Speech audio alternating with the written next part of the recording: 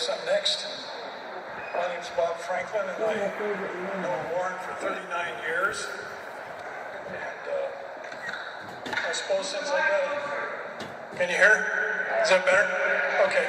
I've known Warren for 39 years.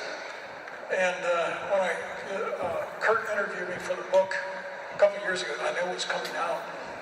And so when I finally got the Evite, I sent a little blurb, and they liked it so much that they put it on the back of the book. And if you read the back of the book, you'll see what Warren means to me and to everybody here at World Airways. So anyway, now how many people have read the book so far? Okay, show your hands up. By the way, I just thought about this. How many are World Airways people here? Stand up.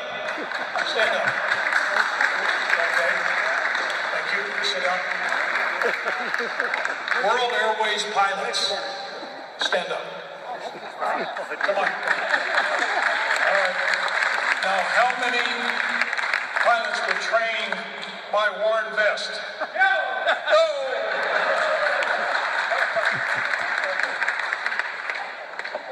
Well, anyway, if you've read the book, you'll know that in my advanced age, I'm going to read most of this, so forgive me. In chapter 79 of his book, Warren talks about the company move from Oakland, California. He was senior vice president, director of operations, and was asked to move to the new headquarters in Herndon, Virginia.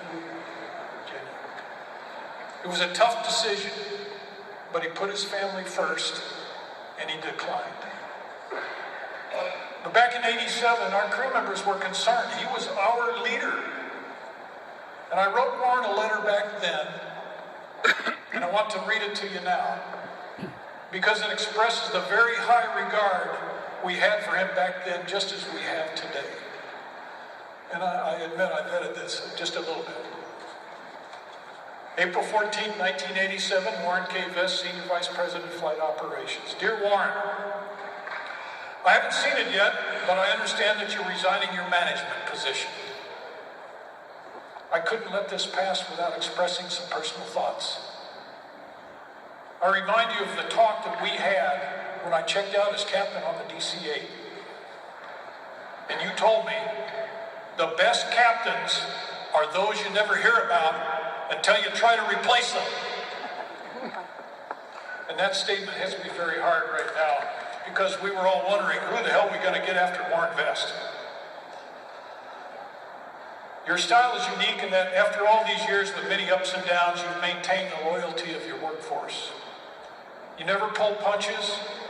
You told it like it was, the good news and the bad news. And to a man, I knew we'd fly through hell's back door for you. And there's no secret how you did it, Warren. You did it the hard way. You earned the trust and respect from all of us for your honesty, your even-handedness, your integrity, and your incredible hard work. I might add, for the next 18 years, Warren Vest played a vital leadership role at World Airways right up until the day he retired, March 31st, 2005.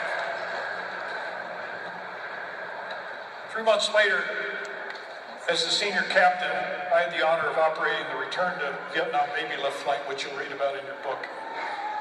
Our final leg was from Ho Chi Minh City across the vast Pacific to San Francisco.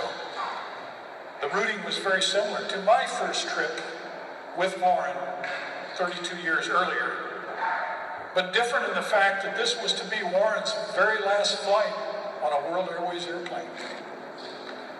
In my mind, the most important dignitary on board was not our esteemed President Hollis Harris, or our board chairman Ron Fogelman, or anyone other than Captain Warren Vest, with whom 32 years earlier I got to fly with for the very first time across the Pacific. Everyone in the cockpit, the heavy cockpit crew I might add, knew that he was the most distinguished passenger who had done more for the airline than anyone else on board. So I want to offer Warren congratulations on this fabulous book. It's a true American success story. Warren, You set the bar high at World Airways. You were the gold standard, and you've done so much for so many for so long.